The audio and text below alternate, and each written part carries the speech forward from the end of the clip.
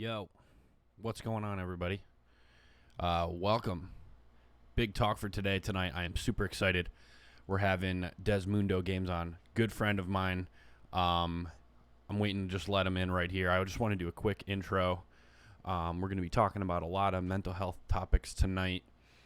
Mike and I have been friends since we were little boys, so we can pretty much just riff. If you guys have any questions, hang on to them. And if we can find some time during this, we can take a little while and answer some questions. But these programs are usually just us talking. It's like a podcast. So I think we're just going to get it rolling here.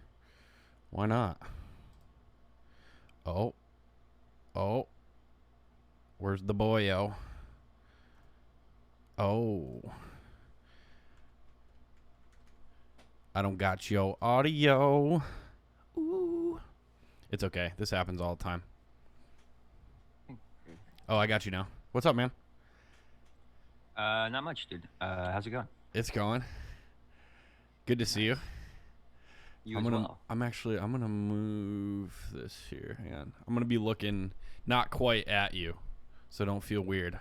The camera is up here. Oh, man. It's not totally centered. Come on, man. Look me right in the eye. Well, see, and then I got you big over on this screen, so I don't know. Which way am I going? How's your day, man? How are things? Pretty good, dude. Pretty good. How was yours? Good. I had some pho today. It was delicious. Some pho? Oh, nice. Yeah, that was the highlight of my entire day. Yeah. Yeah, And pho then, fucks, man. That's cool. I came back and just kind of fought with Streamlabs, and I'm trying to learn Adobe Premiere right now because I'm going to be hitting the YouTube game, I think, coming up. I got some really good ideas for the channel and all that. Very nice.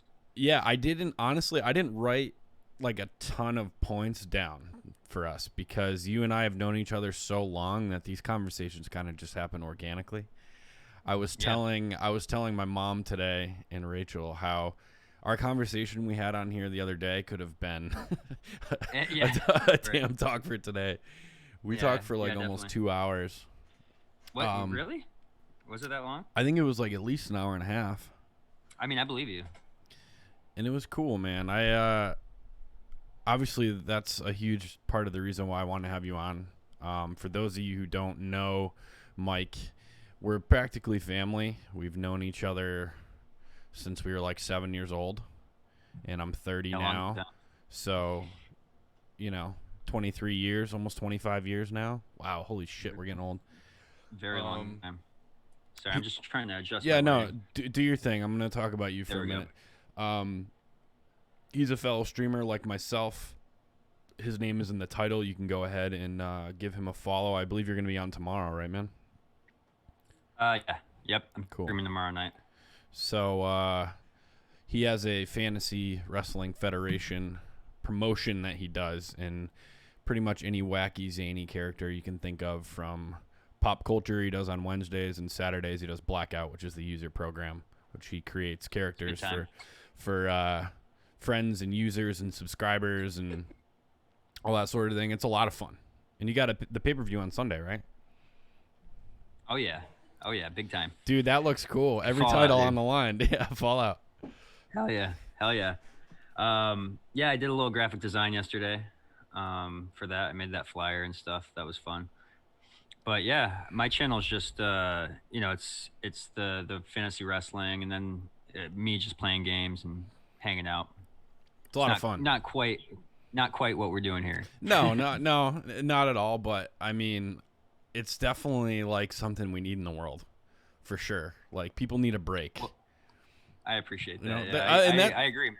I mean, and that is kind of what we're doing here too. It's like clarity somewhere else. And that can be one of two things. It can be like, pulling away and being entertained and consuming, or it can be like actively consuming, like something like this.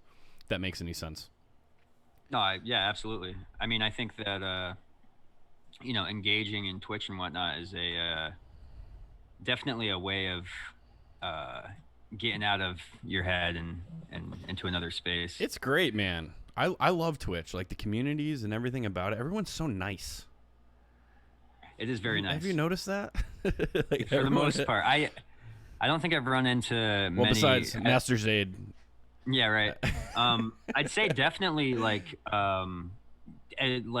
for sure the people that come and chat, most of the time are good people, I think, and occasionally you get a whack job or whatever. But most of the streamers I know are just solid people, solid dudes and girls, Yeah, everyone. It's and like everything in hardworking between. people that want to help other people work hard.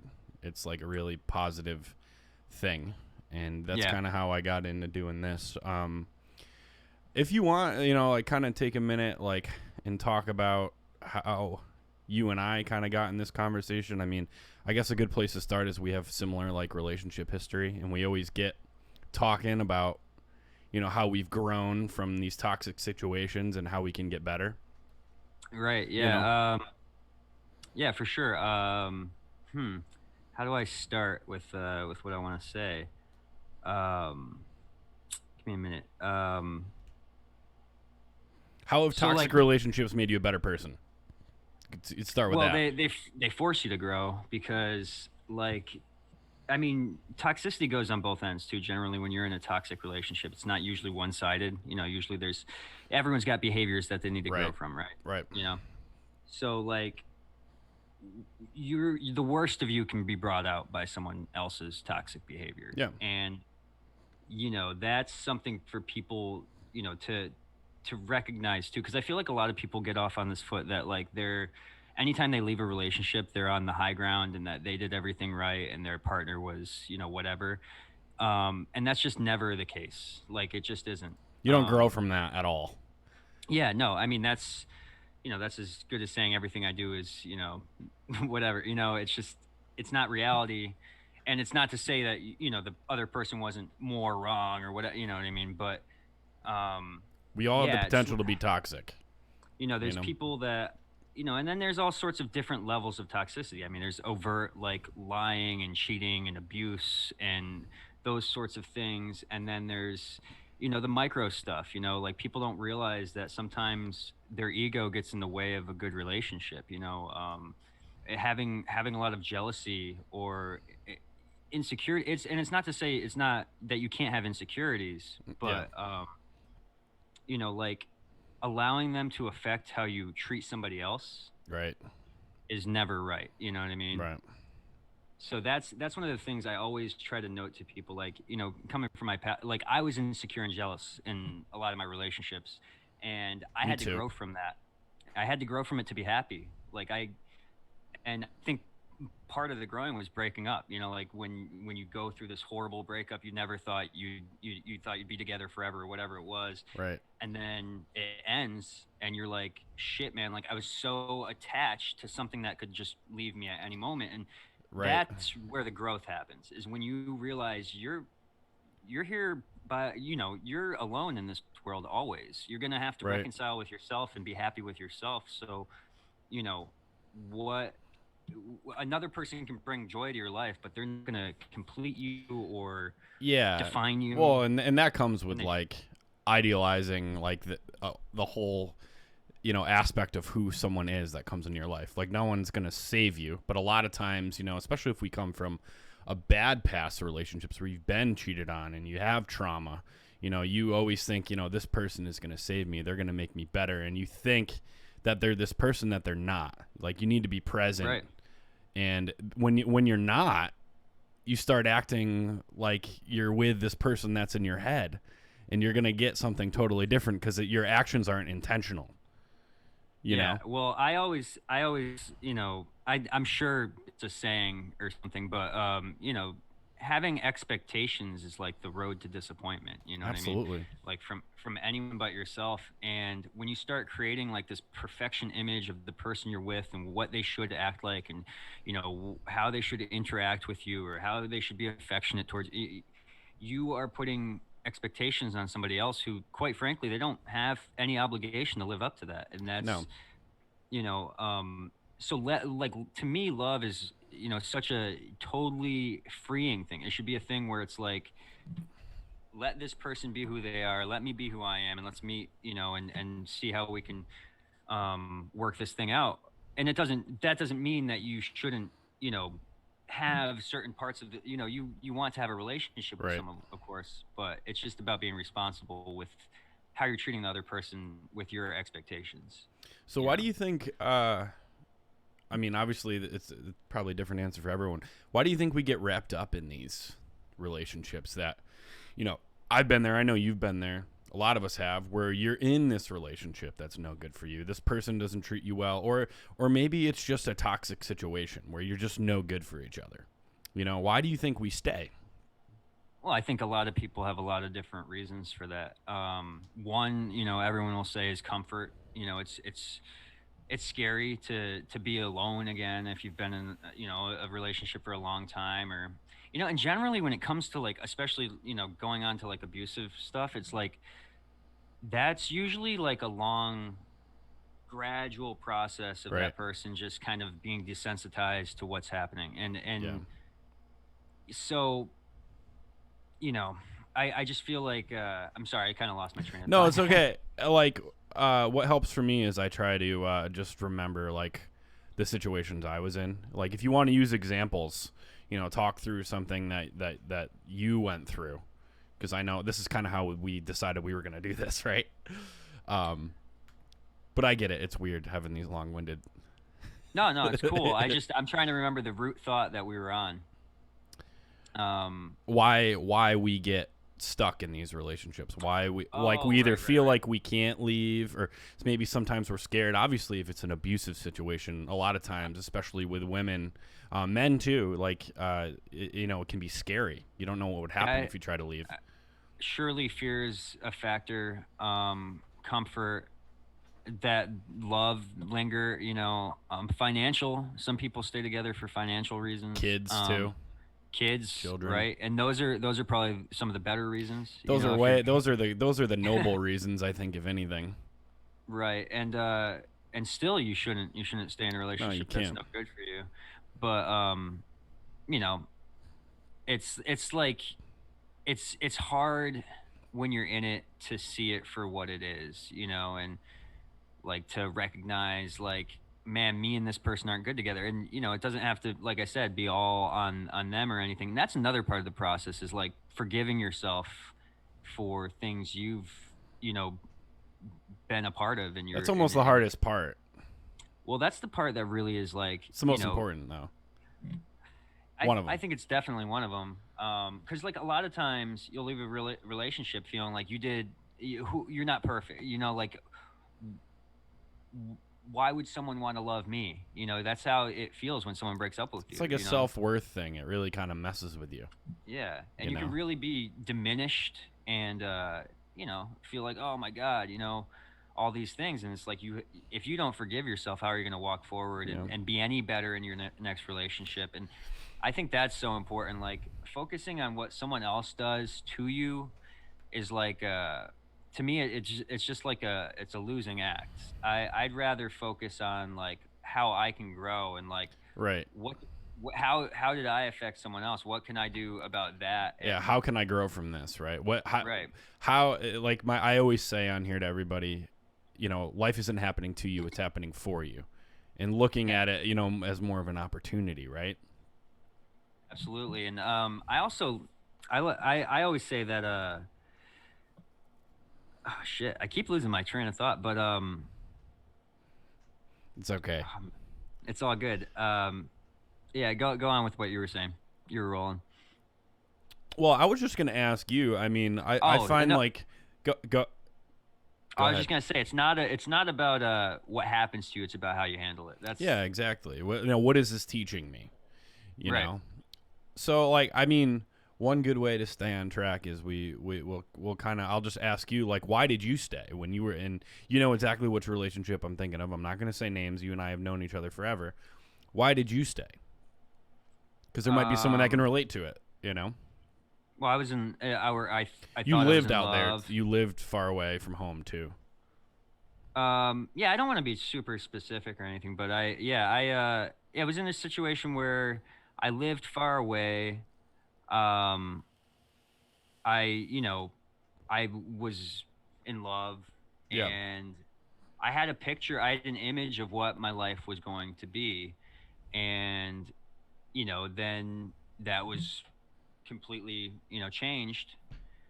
But the reason I stayed, I don't know, man. Like I guess there's a lot of reasons. Yo, No, thanks for the sub.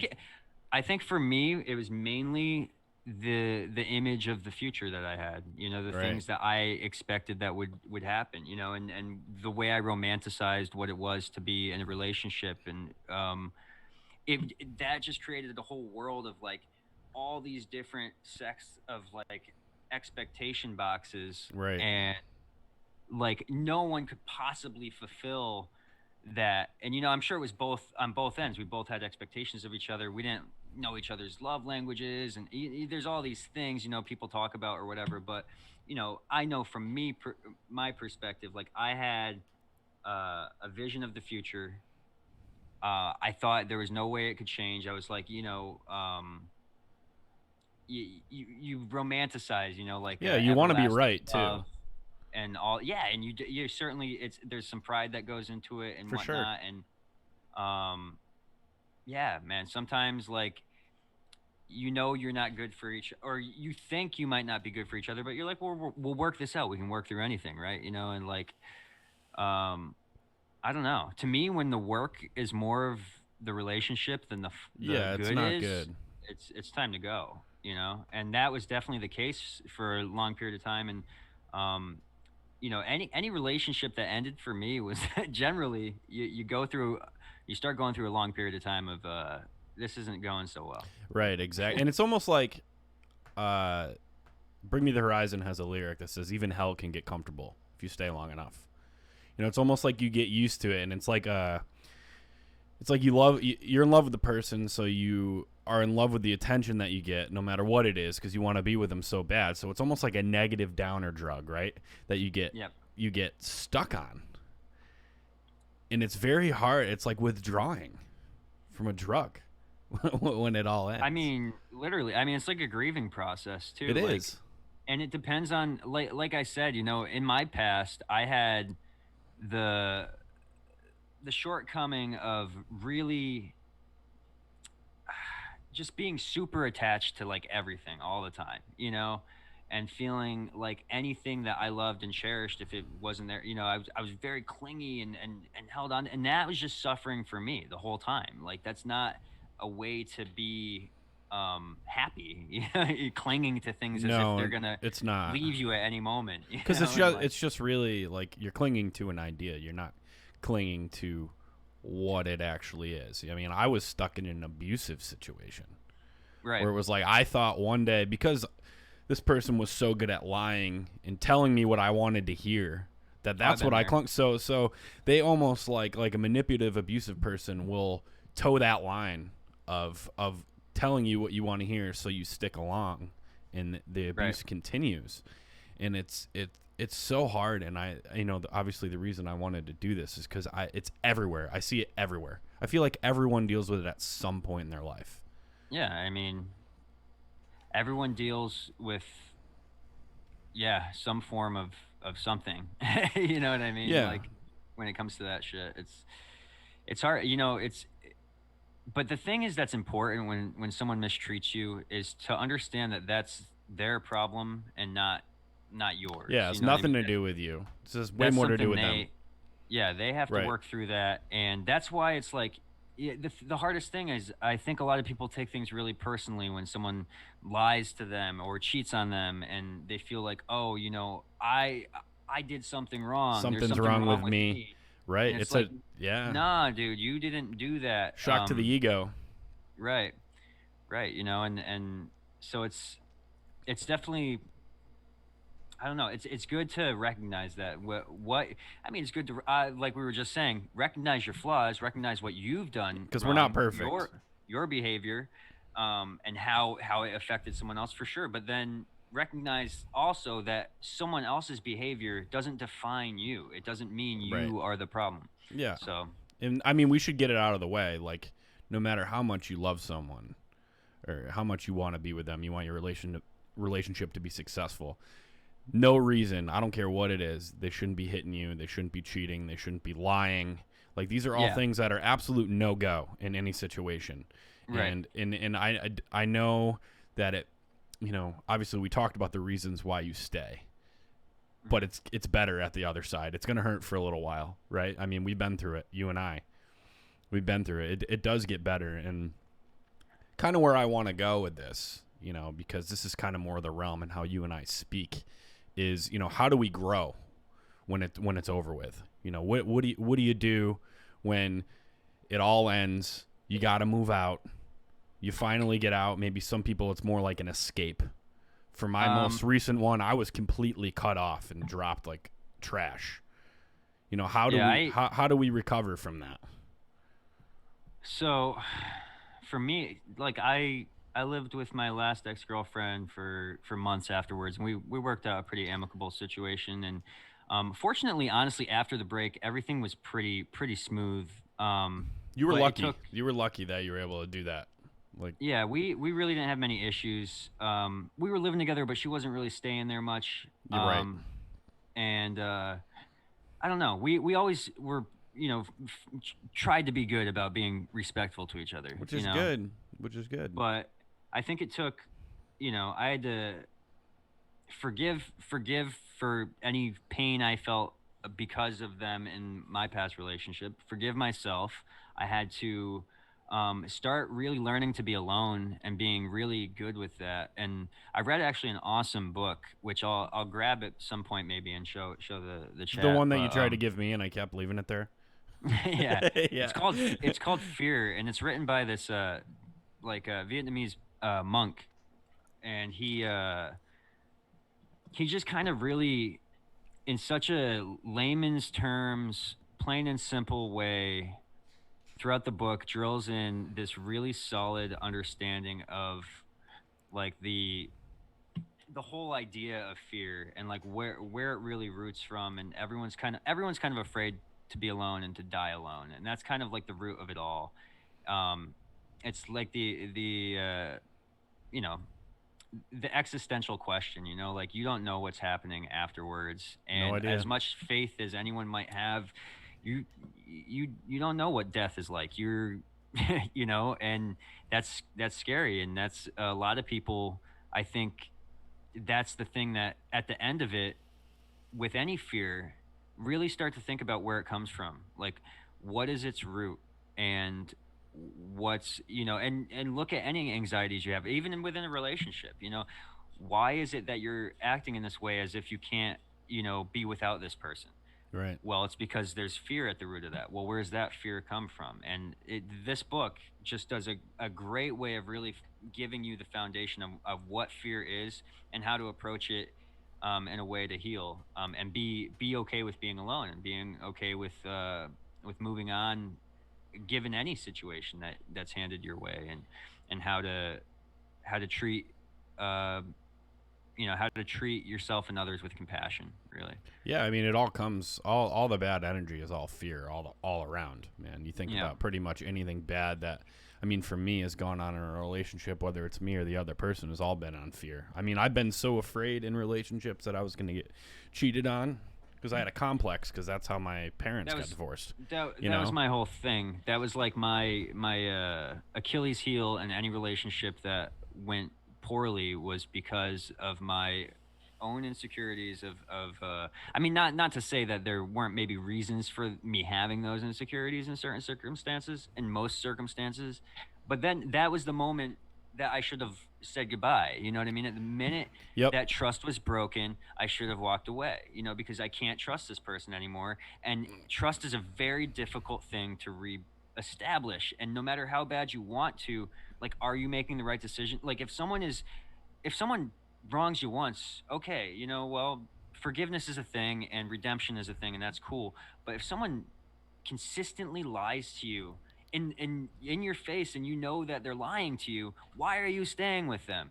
That's pathological lying. That's an Yeah. illness. That's something that needs to be addressed with therapy. That's not something to stay with, but you choose to. And then you later are acting out. You're scared. You're clinging. Of You're course. calling 100 times. Now you're on the verge of harassment. It's the coin now flips, and that's where your behavior has been affected by someone else because you become emotionally compromised by their behavior. Yeah, and And that's what that's happens. literally That's that was my exactly what. Me situation. too. And and then it ends, and I was able to recognize, like, oh man, look at all these little things that I did that I need to grow from, all because of fucking fear, man. Like, it all started Yep. with fear, and then just and it's just like, dude, like Yoda says, like, fear leads to anger, or anger leads to hatred, hatred leads to the dark side. Like, Yeah, it's no, it's true. Hey, dude, Star Wars. I mean, he even like, says, train yourself to let go of everything you fear to lose. yeah, well, I mean, George Lucas, he wasn't unfamiliar with, like, Eastern philosophies, and that's No. something, like, I I don't subscribe to any sort of religion or um spiritual belief by any means.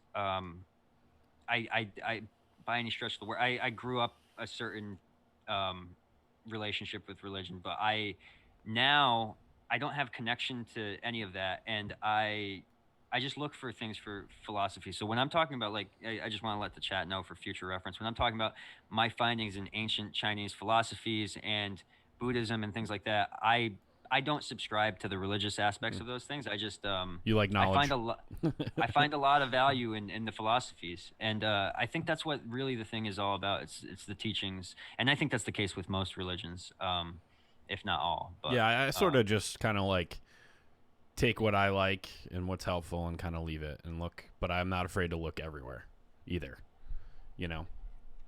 that's how I am. That's how I am. I don't discredit or deny anyone's right to believe whatever they want.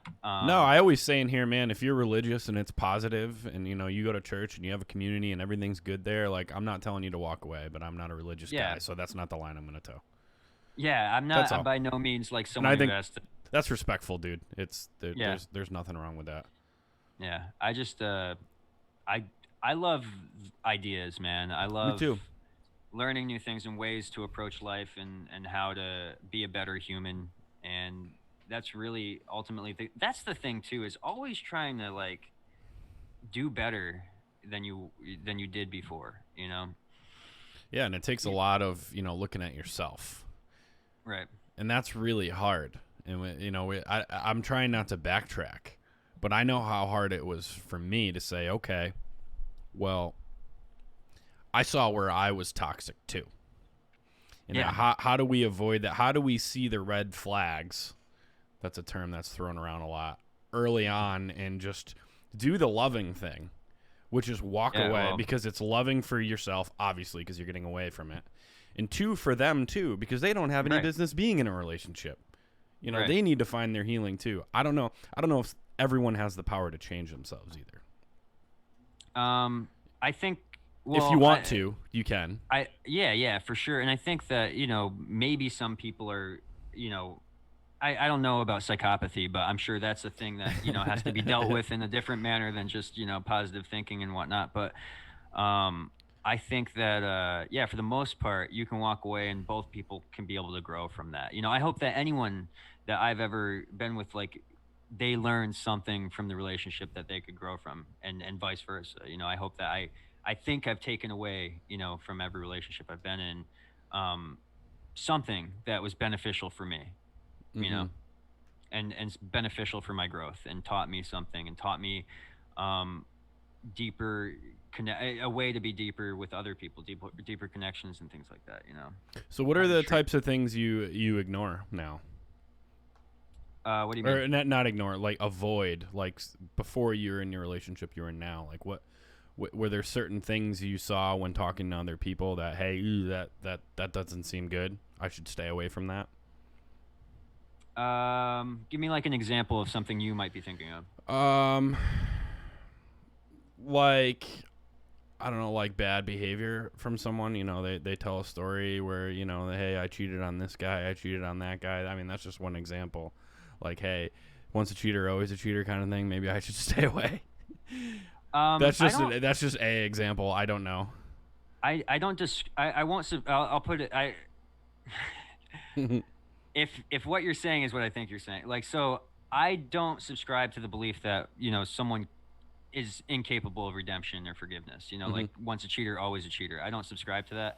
Um, that I think is an unfair assessment of, there's a lot of reasons people cheat, and I'm not saying that any of them are going to be good reasons per se, but I don't necessarily think it damns them into, like, there's people that are married and they've got kids and they're in a hard situation. Maybe their partner's abusive and they can't take it anymore and they fall in love with someone else. And I'm not saying it's right, um, or whatever. I'm not casting any judgment on it, but um, is that person a once the cheater, always a cheater, or were they in a hard situation and didn't Right. really know how to face it? Well, because it all boils down to, being intentional about your own life, right? Right. And if they can reconcile, or learn to redeem themselves and reconcile with what they've done, then like, I'm one to believe that, you know everyone deserves a chance to redeem themselves as long as they can admit their wrongdoing and try to correct it. And I think that's something that society should embrace. I think that it's something that a lot of people don't anymore. Is just kind of like, this person is damned by, their actions, and of course some actions are unredeemable, for sure, Hmm. irredeemable. But you'd also want to have the compassion that everyone deserves, like, um, the chance to be a loving person, and the chance to be a better person. I think so. Almost everyone, right? Almost, yeah. I mean, like, Hitler was a guy. He wasn't that good of a dude. Yeah, yeah, there's some bad people, but I think for the most part, people have qualities that they can redeem. Most people I meet, and I think that's that kind of to the question I asked you. I feel like I tried to avoid, like almost like hyper vigilantly, tried to avoid matching up with someone like my ex, and almost going the other way. And it's so far so good, but I don't know if that could also be problematic. I feel like a lot of people do that too. well, yeah. I think if you're setting the intention that you're trying to avoid your ex, that's like it's creating a whole new sort of level of expectation in a different way, you know? Whereas I feel like the approach is better to just understand what behaviors your ex possessed that you want to avoid now. Right. And, just like looking at certain things, like, no, yeah, red flags for sure. Like you were saying earlier, like, if you catch someone in a blatant lie to your face, because you mentioned lying earlier, well, that's probably a good Probably red flag time to to at go. least bring up a conversation and say, "Hey, listen, I know you lied to me, and I wanted to at least have an open, honest discussion about that." And your choice can be to go right then, but um, you could give that person an opportunity, I suppose, to redeem themselves. But I mean, You don't want to you know enable bad behavior either, exactly. So you because got you to could be know, telling that person this is okay, and some people will take it that right? way. It's Yeah, it's hard. and that's a judgment call. I found it hard for me to be as forgiving as I've gotten older.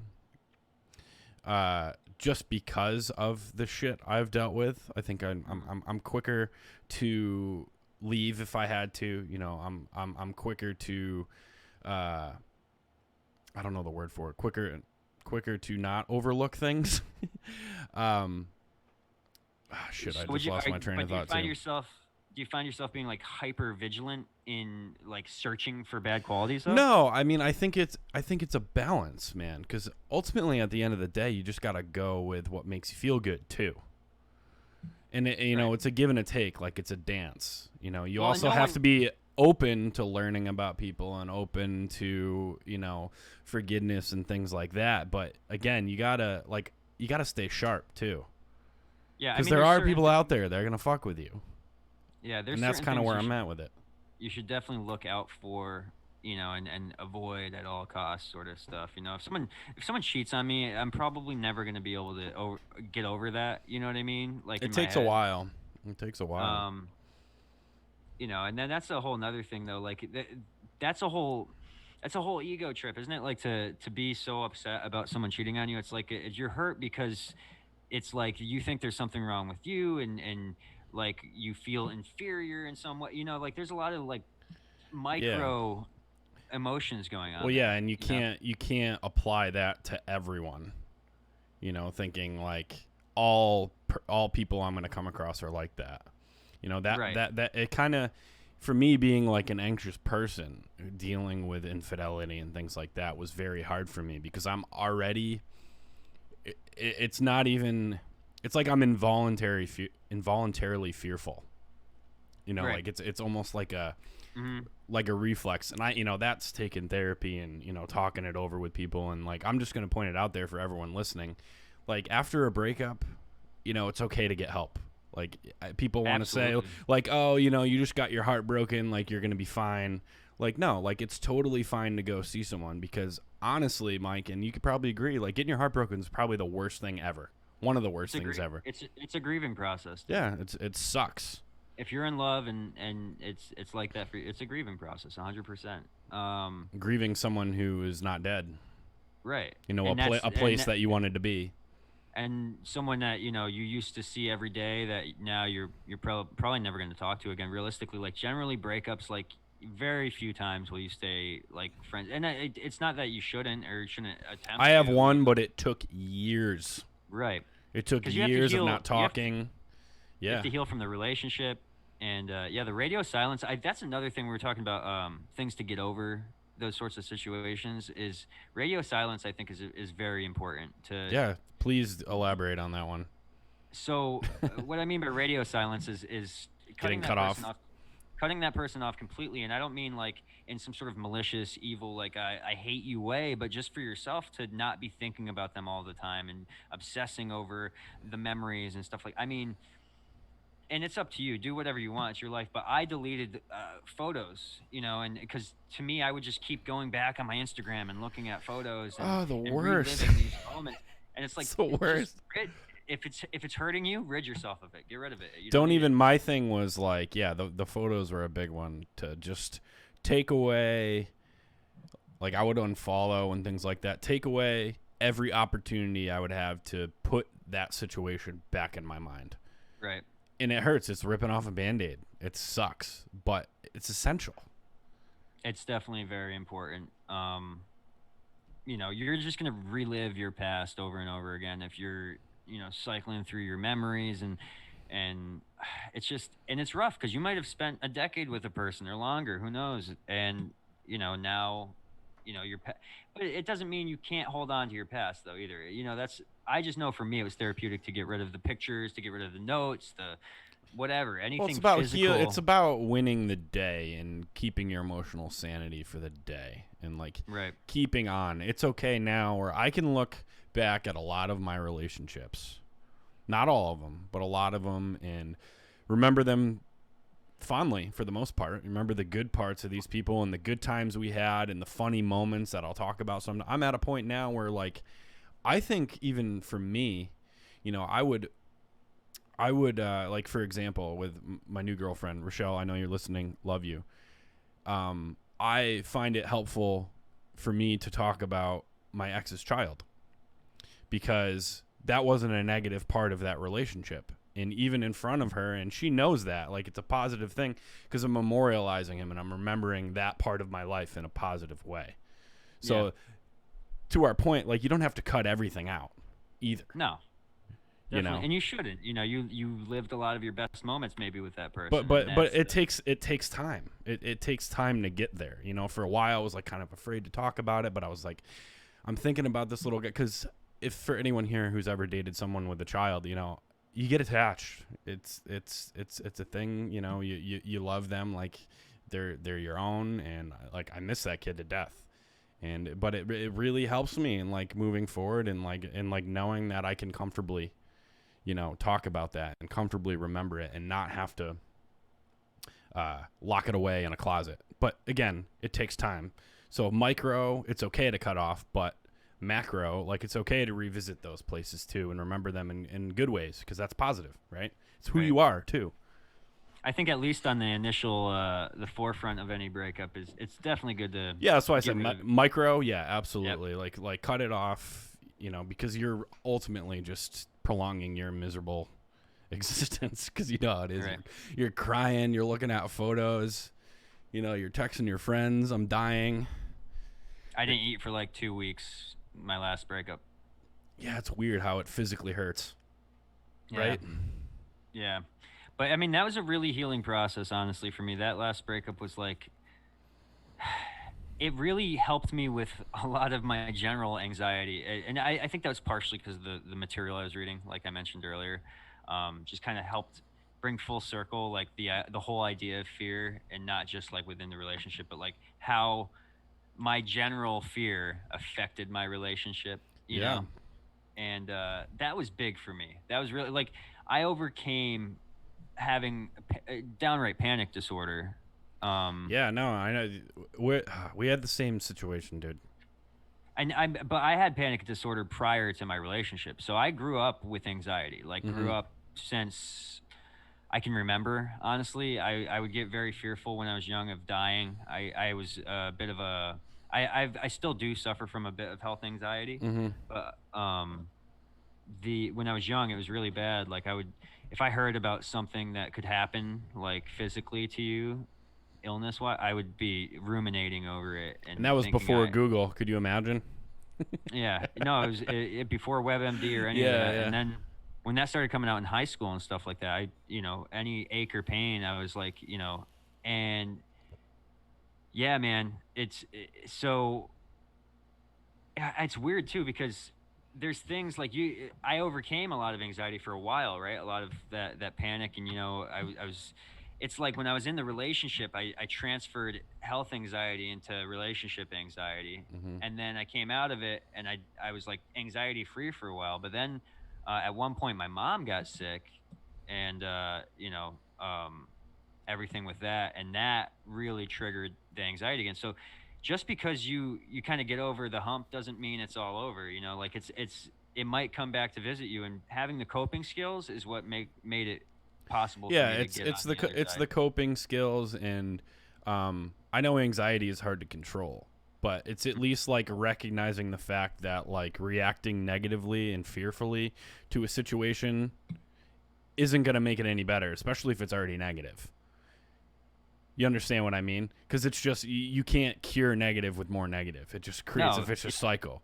You know, yeah, and it's like attacking the other person who cheated on you. That's just going to make it a million times yeah, worse. exactly. That's what I'm thinking.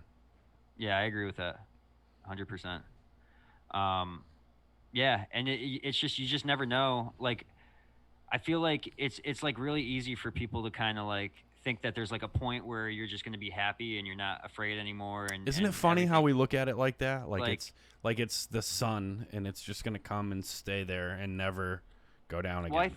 I think people have a strange misconception of what happy actually is. Like, people expect happy is like bright lights and colors and drinks with the friends and all this stuff. And really, happiness is a lot more simple than that. Happiness is calm. It's like, it's not excitement. It's not Yep. extravagant, and it's seeking calm in every moment. And that is like, when you can find the calm no matter what the situation is, that's happiness. And learning that is super essential, like. And I think for me, how I learned to kind of create calm in storms for myself was through definitely meditation, um, certain learnings from these books and things like that I've talked about, Taoism, and like Fear. I couldn't recommend that book anymore. Fear by Thich Nhat Hanh is a great book to get on. But yeah, I don't know. But so when anxieties visit me again and depression visits me again, I kind of have like some tools at my Right, hands. right. It's because at the end of the day, it's about protecting your peace, right?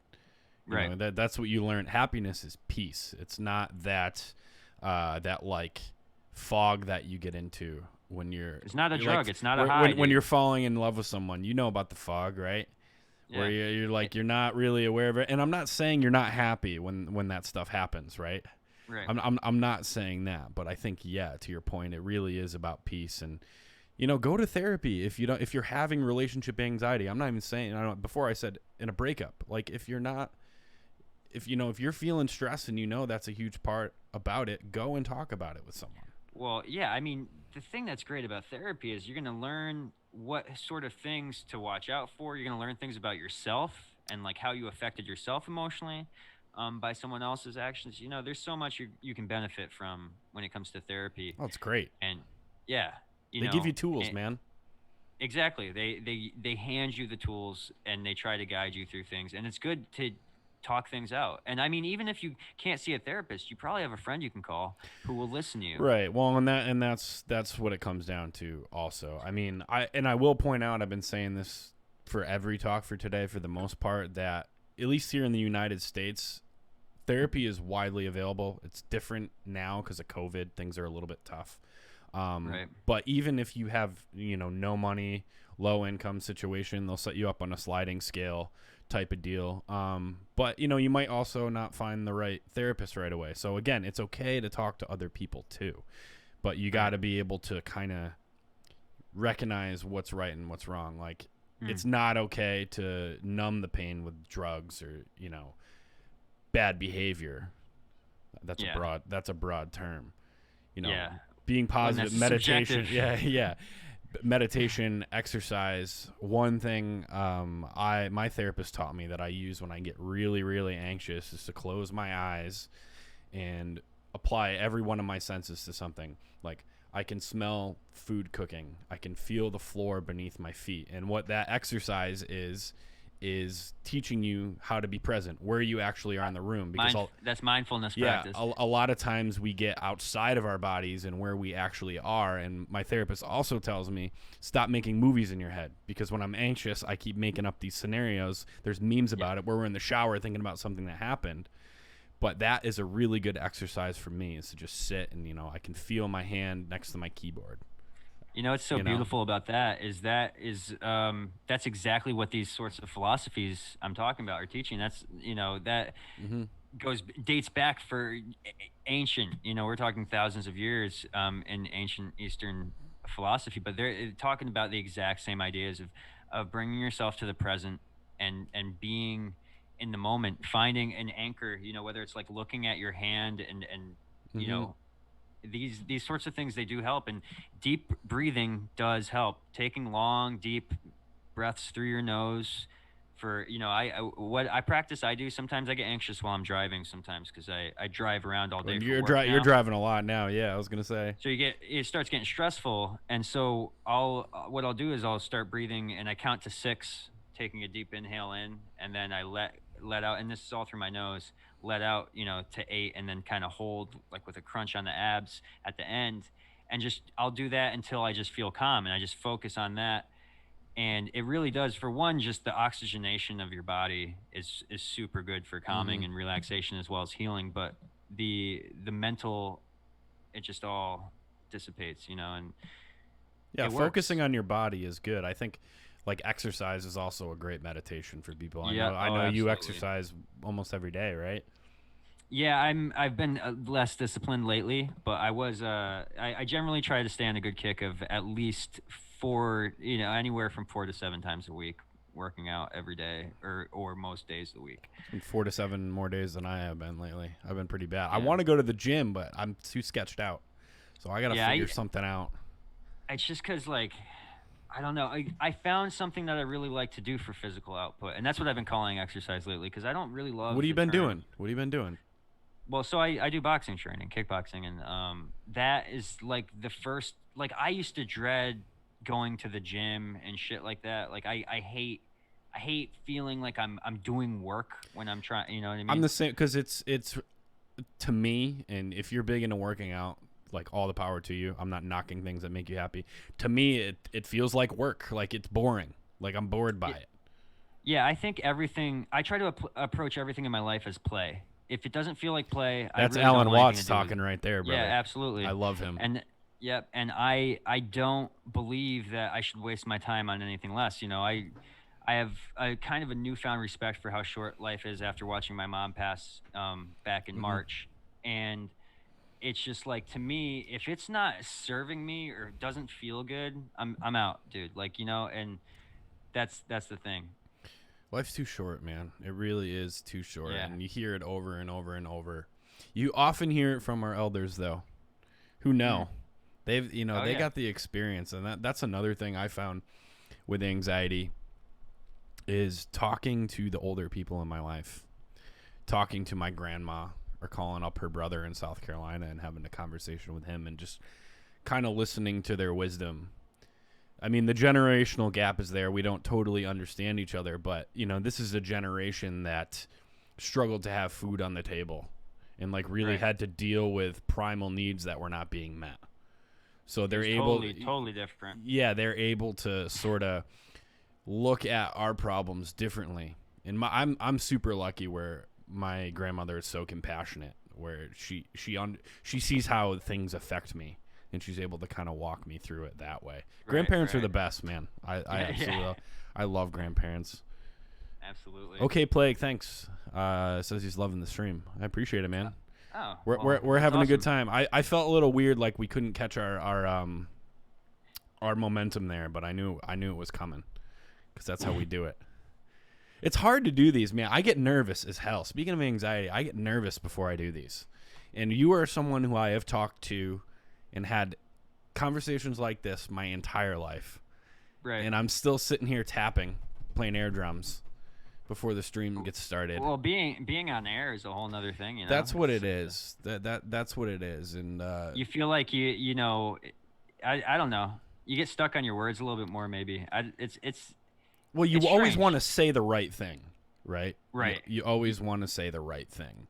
And, Right. I'm pretty clear with my listeners and my viewers that, I'm not a mental health professional. I don't claim to be. So, Right. You can take it for what it is. And like I'm just someone who's been through some stuff that we all go through, Right. kind of seen what the bottom looks like, at least from a little bit of a distance. And, I've learned some practical stuff. And that's what I like about you, man. You're so practical. I just think, like, for me, it's like logic.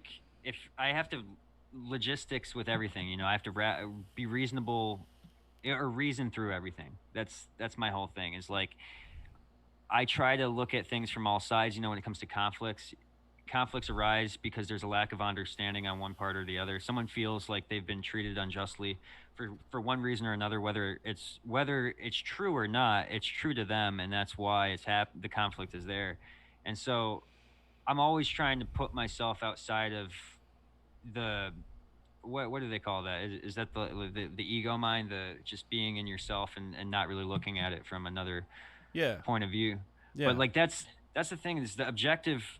I always find that's effective for mediating situations, even internal conflicts, is just kind of stepping outside and like looking at things as a whole, like what's actually going on here. Well, and I always say, and sorry to stop you, but I don't want to forget this point. I always say, like, in a situation like that where you're nervous about what's going on with you, like, be fair to yourself.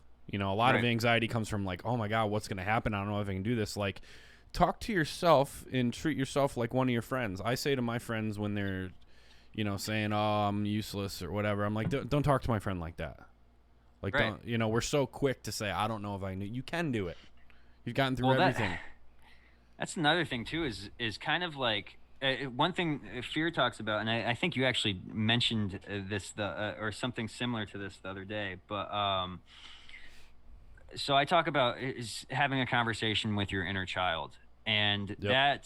that comes from Chinese philosophy as well. That's an Eastern belief, is that you have to kind of sit them down sometime and say, hey, you know what, you're grown, you're on your own, we can do this. Yeah. It's me and you here. You talking to yourself as a child. And We run this shit.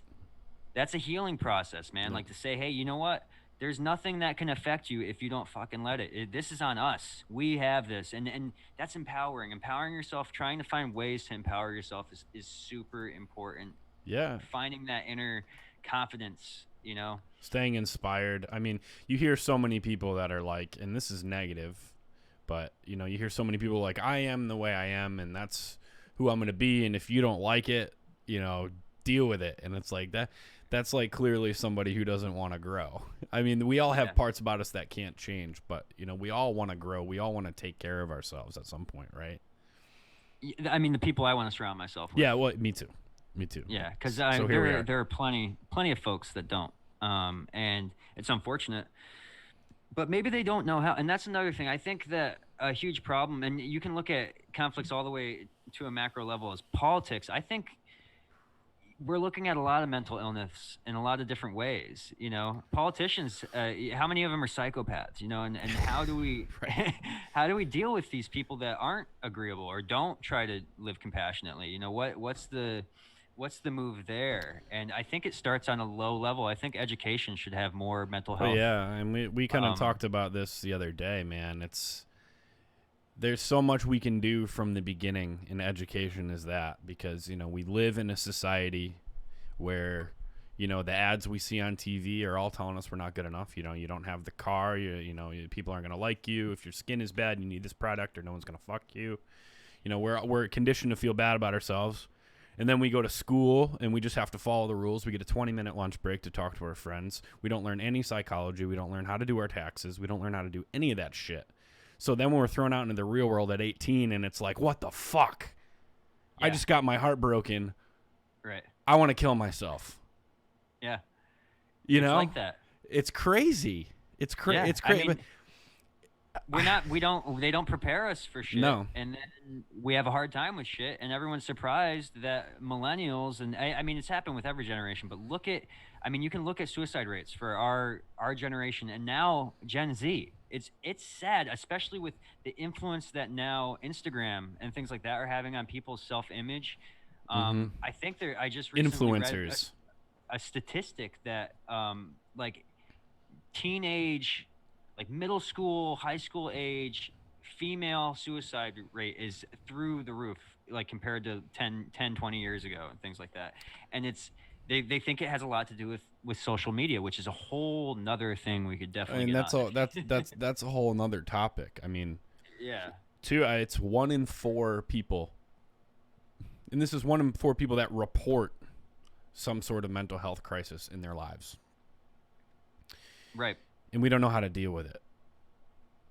And I mean, we can get into politics. I'm not afraid to talk politics here with you, but I just think this is the reason why I do this, because I think it begins and ends essentially with just talking to each other and Well, acknowledging that we all need some sort of help at some point, right? absolutely, 100%. And dude, like you mentioned politics there. The only thing I would say for sure is that if you're passionate about mental health care being a thing, get passionate about politics and who we're electing into office and No. what decisions they're making and what facilities or how they're facilitating a better world for mental health. That's super important. I think people should be keen to tune in to what the leaders that are being elected are doing, because Right. if you just aren't paying attention, they can do Right. whatever the hell. At least if you're armed with knowledge and you have a mission or a vision of what you think, or you and your group, your tribe think is a better world, well, start pushing your politicians. Go to those ballots or go down to the polls and cast your votes for those types of things. Those Knowledge is power, progressive man. ideas. Yeah. If you don't pay, I tell people, if you're not paying attention, I don't want to talk to you. And I'm the first person that'll be like, if we reach a point in a discussion and I genuinely don't know, I will I'm not embarrassed to admit that. Right. But I try to stay, and I encourage everybody to try to stay informed. Unfortunately, we've reached a point where it can be exhausting, and because it's so it's so divisive. Information is very, very confusing. That's why I personally just try to look at as many different sources for any specific Yeah, right. I'm the event. same. I'm the same way, man. You have And to. it's not because everyone has a bias, and it's just human nature. You lean one way or another. So where your information is coming from is always biased, and that's not inherently a bad thing, unless it's propaganda, like some things that we see. Yeah. But you know, to pretend that biases aren't inherently a part of people is just not true. And so understanding that and then looking at multiple sources and coming up with your own understanding is what I feel is best when it comes to those sorts of things. And I do feel that politics are directly connected to mental health in this country, and Yeah. it is something I think that should, if you want more uh, more resources for mental health, it does start at the top. Yeah, absolutely. And so that is important, you know. It's unfortunate right now that just talking about talking about politics with people, it's such an anxiety inducing topic.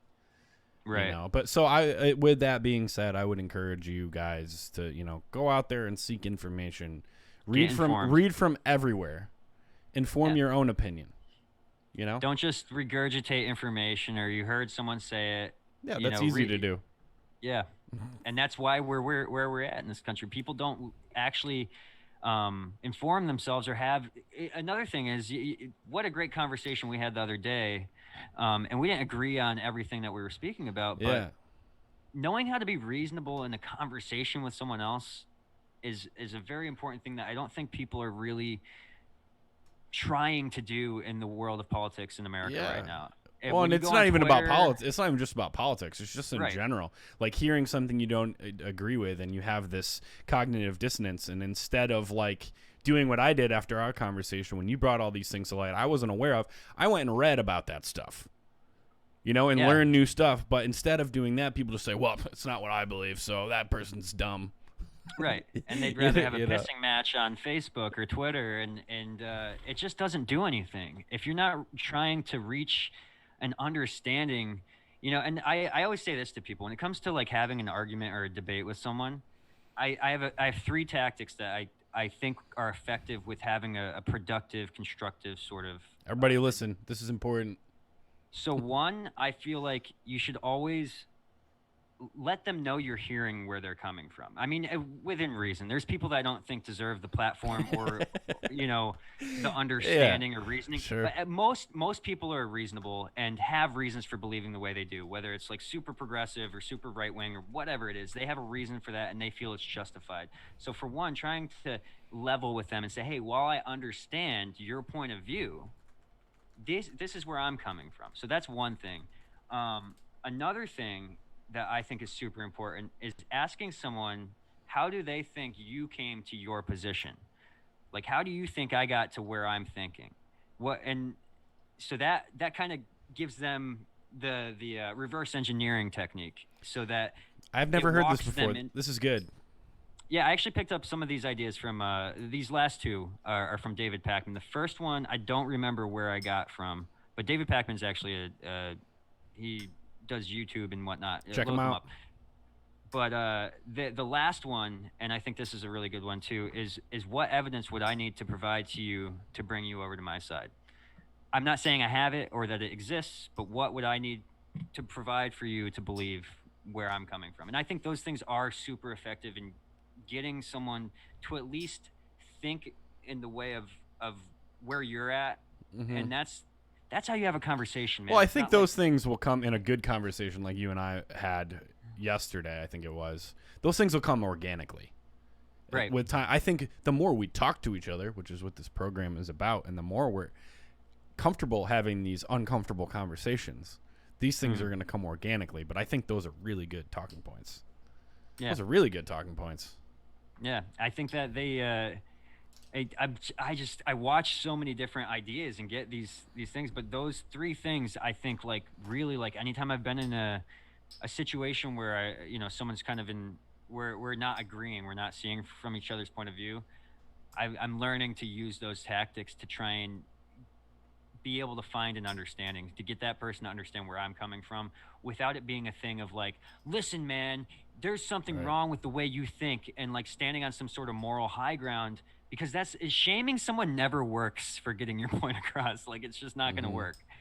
No one wants to feel ashamed of their beliefs. No one wants to feel guilt. And to project that onto someone is just, that's a whole nother thing. We're all just trying to make a better world for each other. And it's kind of, you say projection. When you realize that, like, most people are just projecting how they feel about the world, like, probably most people, your whole tune kind of changes with everyone. Like, at least for me, and we're all different, it's kind of put me more at ease in a way where I'm able to kind of just step back and listen more, whereas other people put a Trump sign outside of their house. Yeah. Yeah, I mean, and that's a You whole other so thing. you It's know like, you see that, and that some people reflect and other people will open. part of it, I think, when it comes to that sort of stuff, is just trying to. It's like trying to be confrontational in ways. Certain things. I feel like not always. I mean, sure, you can have your whatever you want on your house or whatever, but I think some things are a little bit instigating. you know. Yeah, Um, it's definitely. I know someone who, honest to God, just thinks it's funny, and I'm always thinking, like, kind of in the back of my head, I'm like, okay, I know this person is a good dude. I know this person is a good dude, but I don't know, I don't know why you want to instigate. Like, that's what I can't figure out with this whole thing. It's like, why do you want to start an argument or I or what it is? Like, I can't even begin to speculate what would possess someone to, I don't know. to find humor In at this point in confrontation. time. In confrontation and confrontation on behalf of that dude, like, I just don't. I'm not even gonna. I'm not even gonna bullshit the chat, dude. Like, Trump shouldn't be our president. He's a fascist. That's just where I'm at. And if you don't agree with me, I don't care. We are too far along for pretending. Like, I mean, it's just is what it is. you know where I stand with it too. I mean, It we're is we're what it we're, we're, is, we're in man. we're in agreement, and I'm Yeah. happy. I'm happy you got to see that. I really saw your soul light up beneath your skin as you. Yeah, I'm not gonna bullshit the. I mean, it's just too far along. We're looking It's at like some okay. of the, Well, the we most crazy shit in America, and I'm sick of people pretending that there's like what's going on in the White House is like normal. Like this is any president. Yeah, it's like not. none of this behavior is normal. It hasn't been for 4 years. Let's stop bullshitting. Like, Right. we're what are we gaslighting ourselves as a nation? Well, But dude, I was gonna say it goes back to what we were talking about earlier. It's like when you're in an we're in an abusive abusive relationship with the government. Dude, it's so funny, man. It's really that's Yeah. what it feels like. We dance around it like it's a problem at home, but we're just we got this Yeah. other guy coming in. Hopefully it's better. I don't really know. He seems nice. Yeah, But I but hope. no, I mean it's like, but you can't be like, you can't treat the people who support that ideology like they're garbage. You have to understand that these people had a reason for going that way, and might be like, I look at it as certain people are victims of propaganda. Other people are victims of their ideologies, and Right, there's right. all sorts of reasons people find themselves Well, and that believing. propaganda panders to those ideologies too. Right. And so it's just like, it's tough. And that's why it's important to try and find those understandings with other people. And that goes for, to get back off of politics and back onto the Good, train of because relationships. good, because I was gonna grab the steering wheel. Yeah. So those same tactics for like talking points when it comes to politics can be used in a relationship. Like, how do we understand one another? Like, that's any conflict. Those things can be applied, I think. Absolutely, and I mean, I think a huge part here, and you can apply it to politics, you can apply it to relationships. Like, easier said than done, but we all just need to be a little bit nicer and more patient with ourselves and each other at the end of the day. 100%. Don't you think? Yeah. I mean, like, it can start there. Like, let's Yep. not start our conversations, whether, again, it's politics or relationships, with anger. It's never Yeah. good. I always say, like if you're angry, like something happens, don't react. Don't react. Put the phone down or whatever it is. Step Take some away. Of those deep, some Yeah. of those deep nasal breaths I was talking about. Sleep on it. You Yeah. know, and I know we've talked a lot about, negative relationships here too, but like, I want to point out that, a lot of relationships are amazing too. Like, the one I'm in right now is phenomenal. Because I know A lot of times, even when it's they good for end, me. they're good. Yeah. And, it's all about, how does it serve you, and how does it stand in what you want for your life, If it doesn't align with where you want your life to go or what you want to do, whether it's that person's behavior or where you're at mentally, either leave or figure it out in a good way. But, if it's abusive, go away. Just leave, please. Right. Yeah. One thing I want to go back to, it's kind of been in the back of my head. You talked a lot about meditation, and I don't know a lot about it. I've always tried, but without much knowledge. And I'm sure there's people in here that are probably interested. You do it pretty regularly, right? Yeah, I try to. I lately haven't been as good, but for I'm the not. most part, I'm not saying like give us a guided meditation, but kind of just like talk about how you do it. so there's a couple of different types of breathing exercises I do. Um, one of which is the Wim Hof method, which I highly recommend anyone in the chat look up and do some research on. But Wim Hof is basically this Dutch athlete who learned through exposing himself to extremely cold temperatures how to breathe in a way that he could basically affect his autonomic nervous system and like warm up his core temperature and have control over his heart rate and stuff like that. But that's like my main that's my shit right now. That's like I'm really heavy into the Wim Hof breathing method.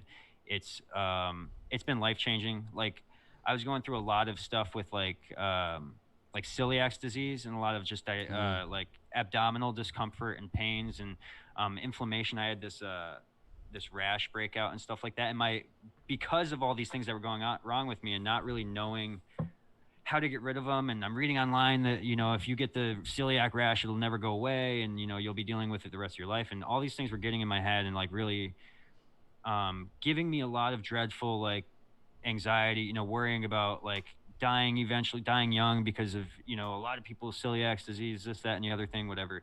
Yikes. And, just feeling like, oh my God, like I'm not feeling well and all this stuff. And I was starting to feel really like powerless. And this was back like literally this time last year.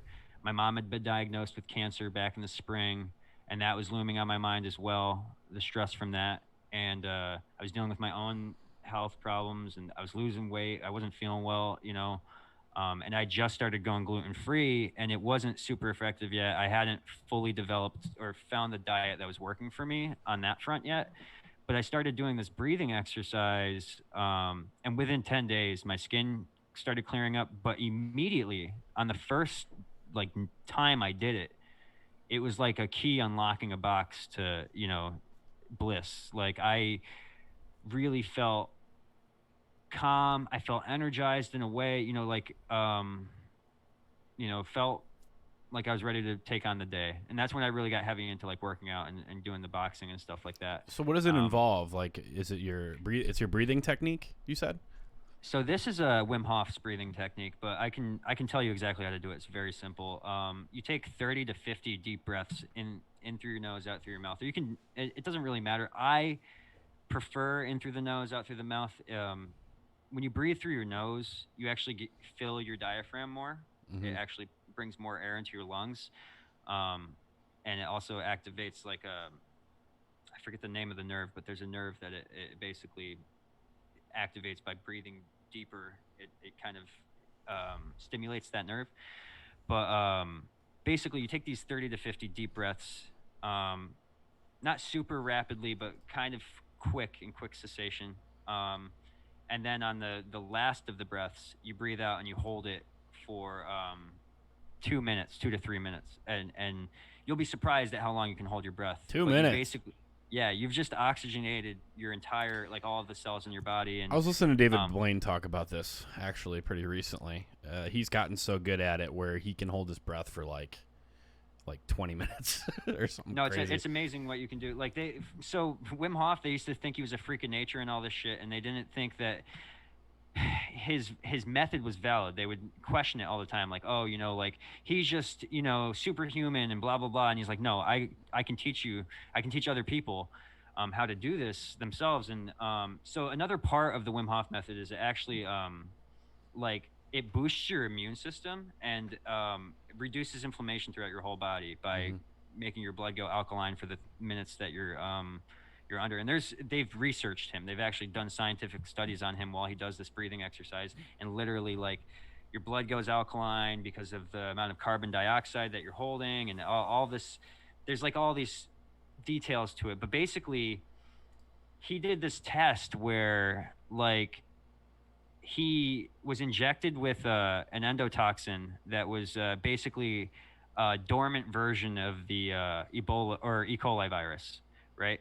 And it was supposed to give you like the symptoms of like nausea, throwing up, headache, fever, sweating, all this stuff. But it would last for 6 hours or whatever. And they did a control group of thousands, and they all, sort of had the same response. And Wim Hof did it, and he no symptoms. He was completely fine. He was able to literally just kind of deal with it through the breathing, and cold showers is another part of it. But then they're like, oh, well, it's because she's superhuman, right? So then he's like, no, I'll bring on 12 people, and I'll have them all learn my technique. And he brings them back to his ranch in the mountains and teaches them all the technique. And every single one of them took the injection, and all of them were able to fend it off. And there's science to that. There's reasons. There's hormones that are basically flooded into your lymphatic system, as well as adrenaline and all these things. And your lymphatic system is responsible for healing in your body. That's your lymph nodes. That's where you send out your white blood cells. And like when you're sick, they swell. That sort of thing. Right. So basically, you're flooding those with all of these really super powerful and important like hormones and things like that. And you're also teaching yourself to control your heart rate. There's a lot to it, but basically it's that breathing. You hold your breath, and then you breathe back in and hold for 20 seconds. And you do that 3 to 5 times. And then I always go and take my freezing cold shower right after that for 2 minutes. And yeah, that's the shit. That's the cat's pajamas, dude. If you do that every morning, I guarantee it'll change your life. I promise you. Mike is not afraid to fuck himself up first thing in the morning. Well, I love it. No, I'm just being funny. Like, it sounds great, actually. Well, the thing is they say that like low levels of good stress are super good for you. Mm-hmm. And that's what it's all about. And that's why like exercise is good for you. That's a low level of good stress. Obviously if you over exercise, that can be bad, but well, people don't realize that when you stress out and your palms sweat and stuff like that, it's your body preparing to like fight for its life. Right. Like it's your defense mechanism. It's showing you. There's actually a quote in The Last of Us 2. It's showing you how strong you actually are. Mm-hmm. And that's literally the Wim Hof method. Is like, so his whole theory with it and why it works is because humans used to be nomads walking the planet. We didn't have shelters and clothes and all these things. So he thinks that because we were exposed to the cold, and like you bring your dog out on a mountain hike in the mountains, it's not shivering and freezing and like, oh my God, I can't take this. Right. Because it's still, is very close to its evolutionary past where, it has the tools to deal and cope with the weather. And part of that, what Wim Hof believes, is he's tapping into that by doing these cold exposures. And the breathing is emulating like how you would breathe in freezing cold temperature, like to stay warm. And so the whole idea is that the human body would have had these regular stresses every day, whether it would be heat or cold, and it'd be something that humans would have to deal with, and it literally boosts and it makes you stronger. It pours your body with adrenaline and all these things, that fight or flight, if you will, on a micro level. It does work. It's really it's weird to think that like evolution actually made us weaker, And our comfort evolution that I'm thinking about my air conditioning as you're talking about the breathing. I'm like this thing feels really good right now. Yeah, I'm with you. No, that's really cool. That's useful info. I wonder what happened to Wim Hof. Why didn't we learn this shit in school? So he's actually been awarded a Nobel Peace Prize for his findings in physiology. Really, I don't know if you have the ability to bring him up on screen or anything like that. Maybe you could put a link or something to a YouTube channel. Hold up. Or YouTube. No, we can do it. Hold up. Are we Joe Roganing this shit? Jamie, pull this up. Yeah, right. All right, so I'm gonna leave your face. YouTube. Yeah, go to YouTube and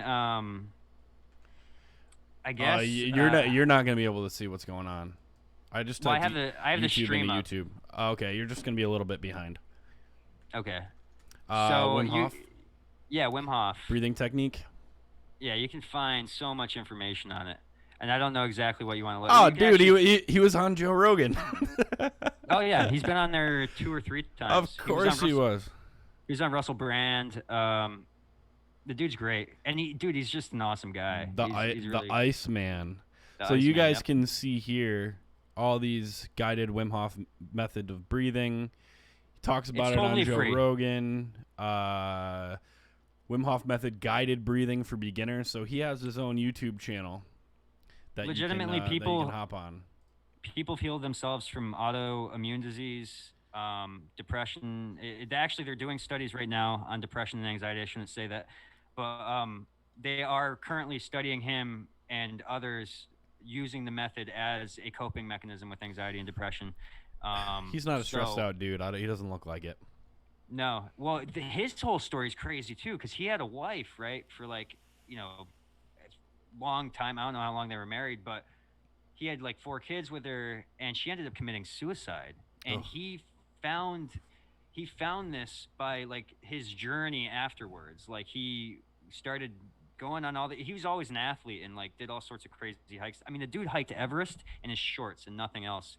Like that's what That kind is of just serious like we're the talking about. extreme of like how they always tell you that like, and I even say this to my listeners, like at the end of all your pain, like you're gonna find something great. Well, Wim Hof fucking climbed Mount Everest in his I mean, damn shorts. But like, that's also, I just want to point out that's an extreme. Like yeah, however you grow you don't is have to do okay. that. You don't have to do that.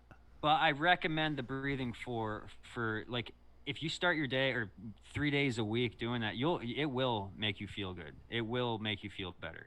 I can tell you from personal experience, on a physical and mental level, it changed my life for the better. Using it on a regular basis changes my life for the I'm better. gonna put it in the chat. Wim Hof method.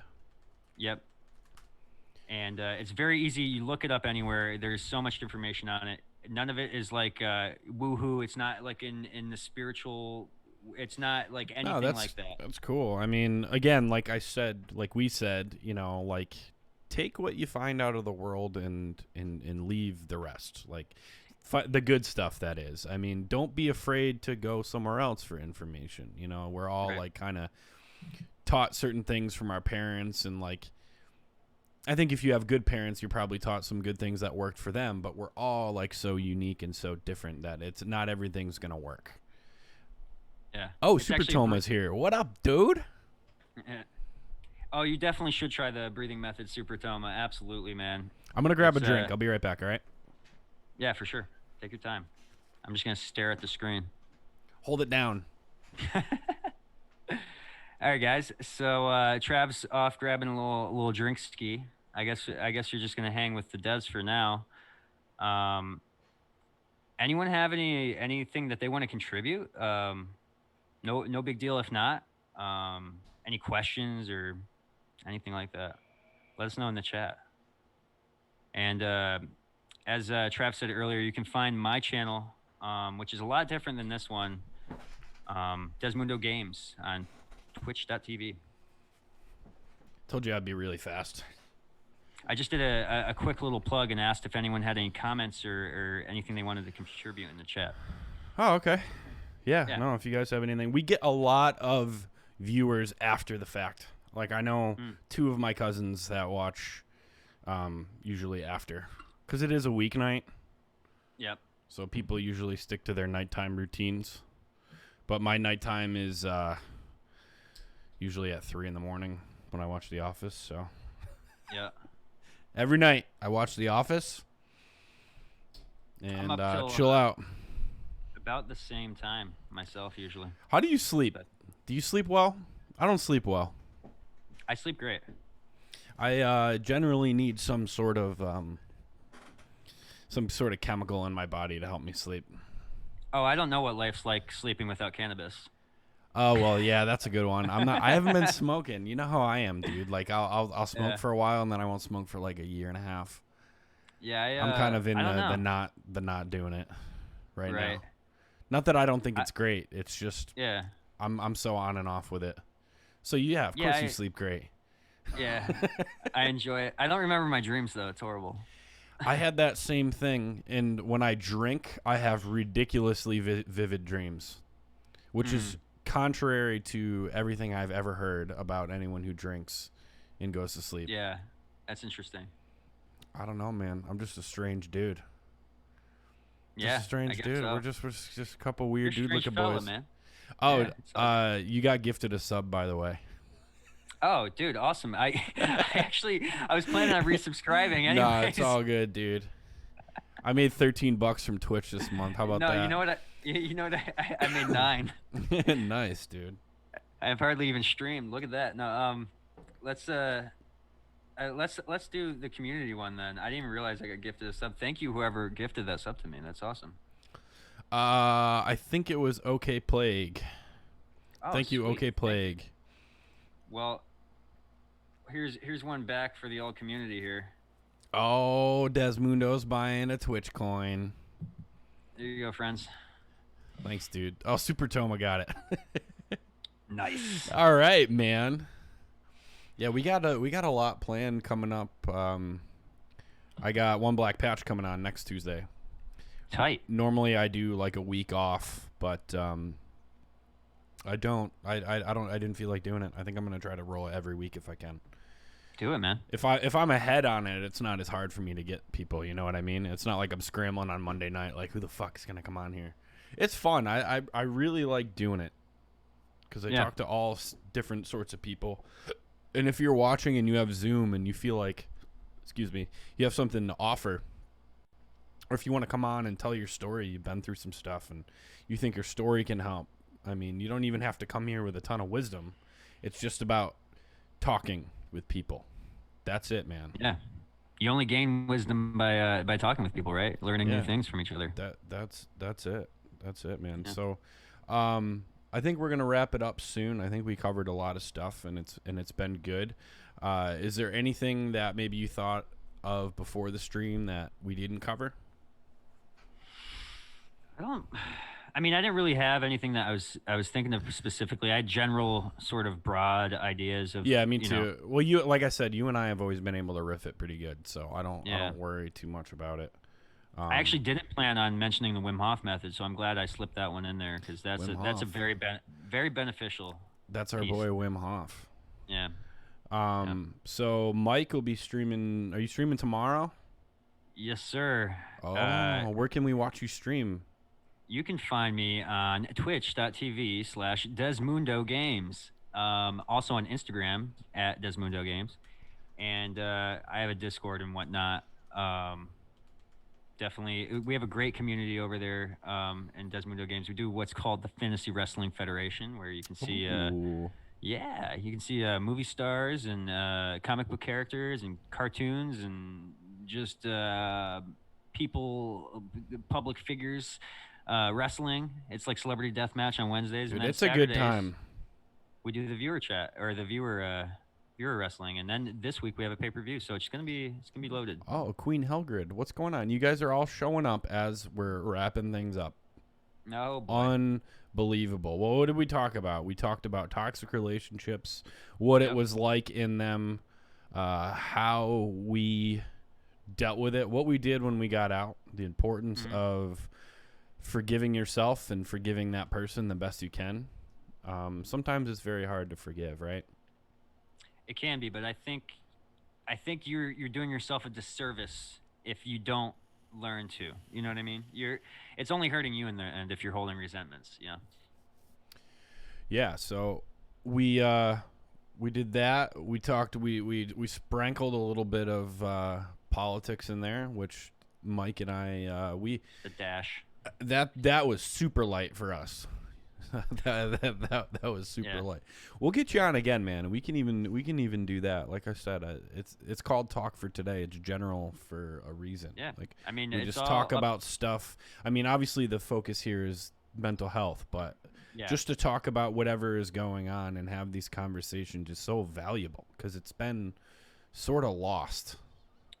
Well, I think it's a time too where like a lot of people are dealing with a lot of crises in different ways. Like we're all having mental health episodes for so many different reasons right now, between the virus and politics and and then to add on top of it just the regular everyday stresses. Dude, the virus is political. It has its own views. Yeah. It's here in America. It's crazy. Yeah, it is. It's crazy. Super Toma said he's in relationships with 2 people he worked with that weren't healthy for me. Well, I'm glad you're not in them anymore. Like I said to you before, dude, it seems like you got something really good going on. Just being an Instagram follower of yours, things seem really happy, and we're happy for you. Super Tom is a good ass dude, man. He's a good dude. He deserves all the happiness. He is a great dude, man. Great guy. One of the gooder dudes I know. One of the goodest. What were you gonna say before I cut you off? I can't remember. I heard like the first word, and I started talking about Super Toma. No, I'm sure it all was, good. That's how much I care about everybody. So tomorrow night we got Mike, FWF. Yeah, buddy. Game Zone. Game Zone. So we're doing zany characters. Are there any matches tomorrow night that you want to talk about? Oh yeah, dude. We got some big stuff going on. We got Link versus Ganondorf, and that's going to be to see who goes. We're going to find out who's going after that title of Bowser's. He's got the DezmundoGamez championship. So on Sunday, the winner of the Link and Ganondorf match will take on Bowser for the title. What else we got going on tomorrow? We got big four tag team battle royal for the Tornado tag. No, they're regular tag, but it's going to be for a chance at the tag titles against 16-Bit Pizza. You know those guys. Got Those are my boys. We were supposed to squad up. What happened? You're a part of their squad. It's just we don't have many 3-on-3 matches, so it's kind of tough. Oh, 3-on-3. Have we ever had a 3-on-3 match? Yeah, I've had one, and it was with you guys versus the Demon Club. Menage a trois times 2. Oh man. Yeah. Well, dude, I'm looking forward to it. We gotta get together for one of those. Sunday is tough because I stream, unfortunately. Yeah, I was gonna say that's why I was asking you yesterday, but then I realized it wouldn't work out. But we could figure it out one day. I'm debating going down to 2 days here. Yeah, I don't blame you. Just because normal life is back and everything, but I feel like having less programs is more sometimes. I agree with that. That's why I'm down to 2. I think I'm going to do 3, and Mondays I'm going to just do a bunch of Skater XL on like Grand Theft Auto and shit like that. Dude, Skater XL looks dope. I have a good time with it. I like it. If anyone else here is looking for a good skateboarding game, highly recommend. I haven't even played it. I like the idea of it. The mechanics and everything looks dope. Yeah, it's like I love it, but I will say not everyone should buy it because it's like if you're passionate about skateboarding or you at least understand how it works to some degree, it's going to be a lot more fun than if you don't, because there's really no story or any other like players in the game or anything. It's really kind of like you're kind of at spots filming. It's like skating in real life. Like you're just trying things over and over again. It's really hard. Oh yeah. What's up, Dee? The guy. It's the dude. I love that cat. We just got this new chair from Is that for him? Rochelle's aunt, and he has moved right in. Hey, buddy, what's going on, man? Nice. Say hi to everybody. He loves to stream. He loves it. I can tell. But yeah, guys, I think we're gonna wrap it up. I was debating playing some games, but I think I'm just gonna call it a night. Mike, we'll have you on again. Cool. We'll have you on again. We'll figure that out. And everyone, go follow DezmundoGamez with a Z. Right. Join the Discord. The link is in the chat. And that's about it. I hope you guys had a good time. I'm going to be putting this full transmission on my YouTube channel. And I have a ton of plans for this YouTube channel coming up. A lot of really good ideas. Stuff that is not just clips from the stream. New content. So thanks again, Mike. I'm going to hang up the call. Hey, thanks for having me, man. I love you, brother. And likewise. I'll have you guys on for 1 second after I hang up the call, but we're going to go to the end screen. Actually, you know what? Fuck it. We should do a raid. What am I talking about? Let's find out how we're going to raid. Do that damn raid, man. Hold up. Let's do a fucking raid. Oh, shit. What did I just do? Oh, God. No, we're good. All right. Got to get on Twitch. Twitch.tv. Thank you, guys. I think we're going to raid one Black Patch. I think he's on. Yes, he is. He's playing God of War. Like you want He's playing God of War. Cool. All right. Raid 1 black patch. Do it. Do it. All right, everybody Do it ready now. up, and we're gonna go. Mike, now we have the opportunity to say goodbye to everyone before it switches over. Love you guys. Peace and love. Be kind to yourselves. Yeah. Stay Thanks true. for listening to us. Yeah, thanks again. Take it easy. Yeah, you too, man. All right, Michelle, I'm gonna hang out. All right, man. Good talk. It was good, Later. brother. We'll talk to you soon. Yeah. Peace.